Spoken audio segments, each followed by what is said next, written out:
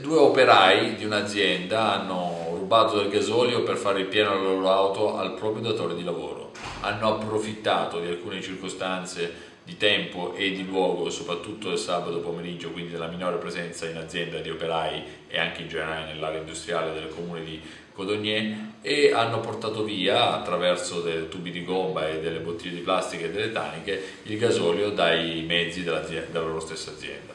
I due sono stati denunciati per furto in concorso all'autorità giudiziaria trevigiana, mentre il proprietario sicuramente avvierà una procedura di licenziamento nei loro confronti. Il fatto è stato appurato grazie a un'intuizione dei È carabinieri. un'intuizione dei carabinieri, perché è sembrato molto strano questa attività di prelevamento di carburante il sabato pomeriggio. Non si sono persi d'animo, hanno voluto approfondire i nostri militari l'operato dei due operai, un 36enne bosniaco e un 49enne croato. Proprio per questa ragione hanno voluto interessare immediatamente il proprietario, che è giunto sul posto, ovviamente molto meravigliato del comportamento dei suoi operai, ha subito denunciato il fatto.